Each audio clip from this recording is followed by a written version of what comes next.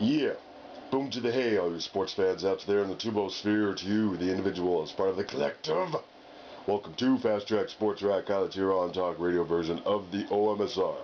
I am your brief but concise host, Will, the alternative ESPN Sports Thrill. Always do a little show like this, let you know the clip order coming up, and the whys to wherefores. Doesn't have to be fancy. Just a brief voiceover intro, the highlights, quickie sport rant. So, talking briefly and concisely about caught red-handed, or rather, pine tar-handed. Mr. Pineda of the Yankees again versus the Red Sox? Oh boy. And then a little bit from The Herd with Colin that goes to show kind of a recurring pattern of behavior. So the quickie sport rant is going to be, while that was a very nice apology Pineda makes, it's believable at the moment, can you take that seriously when there's been a recurring pattern of behavior that displays on numerous levels a certain, not so much disdain, it's too strong a term, but maybe indifference. In the meantime, roll clips.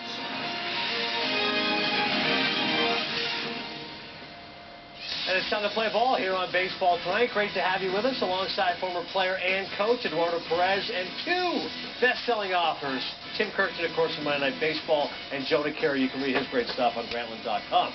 We will begin, guys, the Yankees and the Red Sox. Michael Pineda can't stay away from these sticky situations. We flash back to his last start against the Red Sox on April 10th. Now, he had a foreign substance on the palm of his hand early in the game. He was also spotted with a foreign substance on his wrist. Last time they didn't challenge him. Can we conclude that now is pine tar? He takes the mound Wednesday night. This time nothing on the palm of his hand the first, but he's having trouble with his control as this montage exhibits. Right, and it's a cold night, and pitchers are always complaining about they can't get a grip on a ball on a cold, windy night, and this is clear he can't. And especially on the off-speed pitches. So then he has to go to the fastball. And what does he do with it? He leaves it down the middle because he doesn't have that control. Grady Sizemore ripping this in the right field corner. A stand-up triple. And then it's Dustin Pedroia base hit, 1-0 Boston. Pedroia, struggling mightily early in the season, gets a cortisone shot, hitting nearly 400 since then. Later in the inning, runners in the corners. A.J. Pierzynski up the middle. Derek Jeter, Tim, cannot make the play. Right, that's a little spinner there. This is not an easy play, and it goes as a hit anyway. But when that ball spins like that from a left-handed hitter, it's a little trickier than it looks. But you ask Derek Jeter, he'll tell you I should have come. Of course. Second inning, Pineda took the mound with a foreign substance on his neck. Looks to be the same substance from the April 10th start. And look at the comparison, Eduardo, first inning and the second inning. And that just tells you right there, I need a grip. I need to be able to get ahead of the hitters, and I need my slider to work to its best. So John Farrell tells the home plate umpire, Jerry Davis, I want to check him. And Davis making his way, kind of build up some drama here, checking the back first. Then he checks the neck and says, that's pine tar. Pineda is gone. After 1 2/3 innings, 2 earned, 4 hits, no Ks, the Red Sox win at 5-1. John Farrell explaining his decision. In conditions like tonight and the last time we faced him in New York where it was cold, I think hitters will say that we want a pitcher to have a grip where a pitch doesn't get away from a guy. But when it's that obvious, I think there's better ways to maybe conceal it. I think there's an accepted level of some additive used to gain a grip. Just felt like in the 2 starts that we've had against Pineda, that's been a little bit above that. We don't ignore situations, we handle situations, and something Michael chose to do after the first inning. He had a hard time gripping the baseball. The conditions are, not conducive to gripping a baseball, and, unknown to us, he put it on and went out there. We're going to have to deal with the consequences, and Michael's going to have to deal with it, but we'll get through it. It's not cold, and I know I don't want to hit anybody in the team, and I want to feel good about make a good pitch. But it's illegal, right? Yeah, but Well, that's a question of does the end justify the means?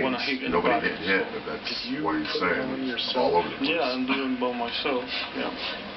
Michael, it looks like pine tar. Was it pine tar? Yeah, it's a pine tar.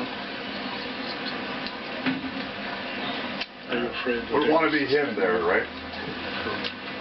Yeah, like I feel so apologetic with my team and and everybody. So and learn from this mistake and this not happening again.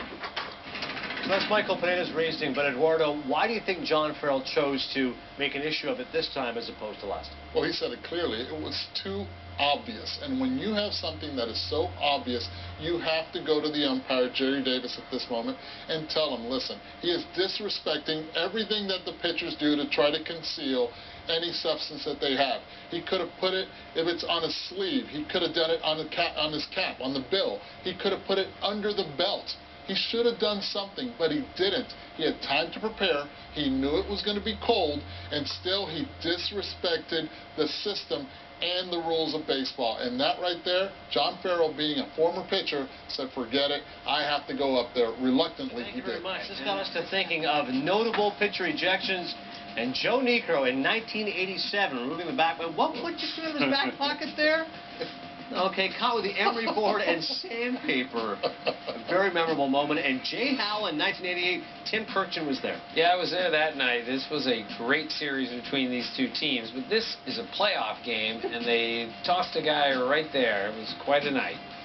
Jay Howell gets gone, caught with pine tar on the glove during that series. Also, Byung-Hyun Kim caught with heat bomb on a bandage in his sleeve in 1999 while pitching for the Arizona Diamondbacks. It just popped out. Torque on that pitch. Stay hot. I'm still waiting. Where's Eddie Harris from the movie Major League? Are we going to see him in this montage? He had plenty of stuff. Okay. And Joel Peralta caught with pine tar on his glove. This was just 2 years ago. And as Tim mentioned earlier, he got an 8-game suspension for this one. And then Michael Pineda, the latest one to join this ignominious list, as he gets caught with pine tar on the neck on Wednesday, and this was his second offense, the first time he actually got called on. And again, the Yankees have some pitching issues. Ivan Nova's hurt, might be out for the year. This is not a good time to lose another starting Michael pitcher. Pineda, about a week and a half ago, had pine tar all over him. TV cameras, John Farrell, Red Sox, Yankees. It was a big story. Last night, knowing the cameras are there, same two teams, same two rivalry, he brought a jar out to the mound and slobbered it on his neck. Listen, Michael Pineda, society allows lots of gray areas. Just don't mock the process. You can go 7 miles an hour past a cop, over the speed limit past a cop. The IRS will give you a sketchy business lunch. Just don't write off a $26,000 vacation. Michael Pineda last night drove by a cop doing 130 and tried to write off strippers in Cancun in April. It doesn't work that way. You can't mock the process. Short of dipping yourself in pine tar, I mean, same teams, same issue, John Farrell. Some New York fans were upset yesterday because Matt Harvey, and it didn't bother me much, but Matt Harvey on his Twitter account going into Tommy John surgery kind of gave Tommy John surgery the bird. Well, Pineda just gave Major League Baseball the bird. You know, the IRS, cops, baseball, they allow you gray area. You can't abuse the system. Also last night, and it's getting a lot of talk, Michael Pineda of the Yankees, in an idiotic move, basically had a jar of pine tar on his neck in a televised game against the team he played a week ago and warned him not to use pine tar. This is what I find funny, though, and I don't think pine tar is that big of a deal. I asked Joe Madden about it an hour ago. I asked C.J. Wilson. You know, you're better off just sort of, it's all over the game anyway. It's all over the dugout. It's all over rags, all over the dugout. It's not that big of a deal. But, you know, it's really funny. Baseball can be so hypocritical. There's a right way to play, no celebrations, no bat flipping, respect for the game, but do illegal stuff like PEDs and pine tar. You know, baseball can be so pious. Like Brian McCann is the Yankees catcher. He's Mr. Pious. He's Mr. There's a right way to play. Played with the Braves last year. He's Mr. Hey, you hurry up and get around the bases here. There's a right way to play. Well, Brian, your pitcher last night for the second time in a week had pine tar. Is that the right way to play? And Joe Girardi, by the way, just doesn't even care about it, to be honest. We'll get through this. It's a little bump in the road, and we'll be all right. You know, what they should do, Joe Madden said this, just you know, allow it. Change the rule. I think at some point we have to really reward how this thing works. It's really pretty much an accepted part of the game right now. Everybody, there's a lot of guys that do it, not just a couple guys. And that's the gig. I mean, you don't want to start calling everybody out because the pitchers on your team aren't going to like that. So it's kind of one of those unwritten rules of the game, and there definitely are a ton of unwritten rules within our game. This one, if you could just clarify it a little bit better, I think it'll really take away from the confusion and cause a lot less turmoil. And by the way, Al Leiter, a Yankee broadcaster, I agree with this, by the way. I don't have a problem with it being used. Many pitchers use something to get a better grip, and I still don't understand that rule as to why that's a bad thing for a pitcher to have a better grip. We're not talking about altering the flight or the integrity of a pitch based on something that will enable a pitcher to have the ball slip out of his hand, thus a grease pitch or a spitball. That's why there's a rosin bag. Rosin bag is useless. In cold weather, it's powder. You have a rosin bag on the mound to help the guy get a better grip, but yet you're not supposed to have better grip. Agree with Leiter, agree with Joe Madden. I have no problem. But the Brian McCanns of the world, Yankee catcher, who is Mr. Respect the game, right way to play, it's your dude that took a jar out to the mound. So just don't be pious on your culture and your... I was yesterday on Twitter, I was reading Chipper Jones, great player, the Derek Jeter of the South. And, I mean, Chipper was unbelievable for like 15 years. But he gets all into this kind of, hey, there's a right way, respect the game, and they get all up in their, you know, all up in the church of baseball, sanctimonious, play the game. That PEDs, your buddies using those, is that respecting the game? All right, so some good stuff there. By the way, all the video highlights courtesy to ESPN and Baseball Tonight and The Herd, respectively. Everything else, oh, of course, Major League Baseball. Sorry, I meant to list you first. Everything else, to the OMSR. Quickie Sport Rant.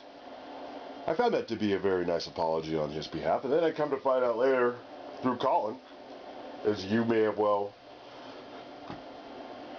too, that, is this just a sports figure kind of thing? Where a lot of them sort of try and push the envelope? Or is this just more specific to him? Trying to write off a $25,000 vacation. Yeah, the fact that you could take a $25,000 vacation, you know, that right there might stick in a lot of people's craw. Collective craws. There's not enough money being made, you gotta go and try and write it off. And the thing he's referring to as it happened the night of the game, 130 miles an hour. That's an arrestable offense to most people, or for most people, who would be in that situation getting pulled over. Automatic driver's license suspension. So what's the problem here? I'll let you guys chime in on that. See what you think about it. It's that time of year, try to cover baseball a little bit more. Not so much like last year, because the big three plus NASCAR, you know, professional sports, probably hockey would be the same way as well. You've gotten a little bit fanatical about how much you can show in terms of borrowing from these various sources.